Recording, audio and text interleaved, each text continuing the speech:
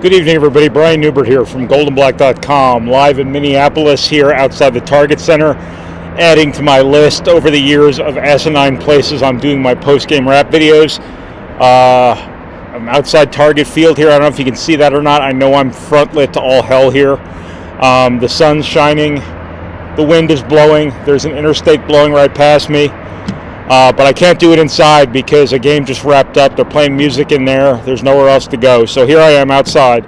So this is your goldenblack.com rap video following Purdue's 67-62.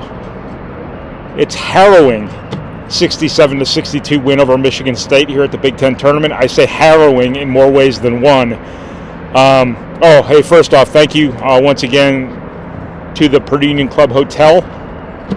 Still waiting on your Twin Cities location. A harrowing Purdue win here against Michigan State. Not just because it got close there at the end after being down, I don't know how many, at least 10. I don't know if Purdue pushed it past that or not. I can't remember.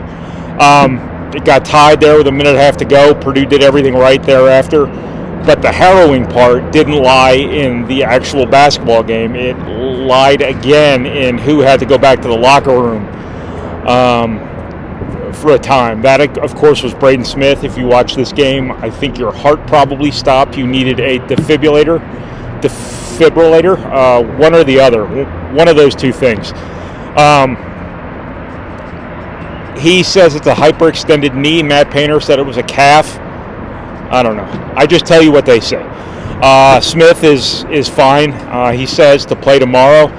I don't know if he would ever to anyone say anything other than that. So I think this is one of those rare cases where Matt Painter probably has to decide whether or not he believes Smith or not, because Smith could probably be playing on one leg and would tell Painter he's fine and wants to go back in, things like that. I don't know if he was quite himself at the end of this game, but as it turned out, it didn't matter all that much because of two things. Ross-Ade, per usual, destroyed Michigan State. Like, at some point, how many chances does Michigan State get to figure out something that works against Ross-Ade? I understand he is an outlier of a player. Nobody really has a cheat code on how to stop him. But how many games in a row now, with not just Ross-Ade, but the Purdue big guys who preceded him, do the numbers just pop off the page at you? Ross-Ade in the last 4 games against Michigan State has averaged 33 points a game. He's gotten 11 or more rebounds in all of those games. Fouled out Michigan State's entire front court again, or most of those games. I think Matty Sissoko was the only one who fouled out in this game. I can't take my box score off from under my computer because it'll blow away. And I don't want my box score flying around on 494 and getting on somebody's windshield here. This is really not all that important a piece of information to go through this effort. But no, the only one who fouled out was Matty Sissoko. But my point stands. The only thing that could stop Ross-Ade tonight was the 1-and-1, oddly. Very, very strangely. He missed 3 of them.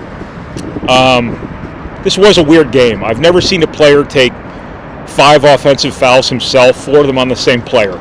But that's exactly what Lance Jones did, 4 fouls of the offensive variety on Tyson Walker. Lance Jones had to be doing something really good to make that happen. So he was a big part of this win. Good for him. And then in addition to Ross-Ade, the other reason Purdue won this game is because, as has been the case all season long, Purdue is, if you don't believe in clutch in sports, I get it, because I don't know if there's any data to back it up that really makes sense, that isn't tainted by confirmation bias. But Purdue makes every big 3, it seems like, especially lately. Sorry, I've got to close my one eye. I got too much sun in here. I got a cataract. Fletcher Loyer's 3 with a minute and a half to go after a minute and a half to go after Michigan State had tied the game at 56 was the shot of the game. He's been making a lot of these shots lately. Purdue's been making all these shots lately. Illinois, remember, was Braden Smith and Lance Jones making those giant threes. Wisconsin was Fletcher Loyer, Mason Gillis making giant threes. It's been everybody. It's been everybody who shoots threes has made big threes for this team. Bodes really well. Can be something that's fleeting sometimes. Obviously, I know as Matt Painter always says, we're due a lot of makes. Well, you could look at it both ways too. You do a lot of misses, but Purdue's obviously got a good thing going here right now, and just making all the big shots. Not afraid of the moment. Everybody wants the ball. Exactly what we talked about after Illinois. There's not a guy on the floor at the end of these games who doesn't want to take that shot or isn't willing to take that shot, who doesn't want the ball, I should say. And for that reason, Purdue is moving on tomorrow, if you're watching this on Friday, today,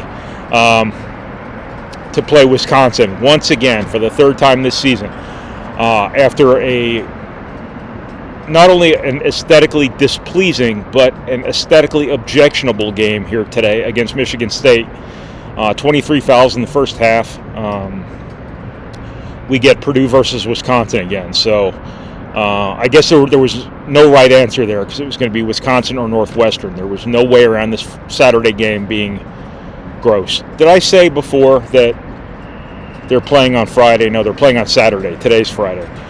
So tomorrow, Saturday, today for you if you're watching this on Saturday, Purdue, Wisconsin, with a trip to the Big Ten tournament title game on the line. So from Minneapolis, this is Brian Neubert from goldenblack.com. I'm trying to keep these short because it seems so futile to really, really go in depth about games when it's just going to get buried by another game the next day. So, hey, that's what I got once again from Purdue's 67-62 win over Michigan State here at the Big Ten tournament.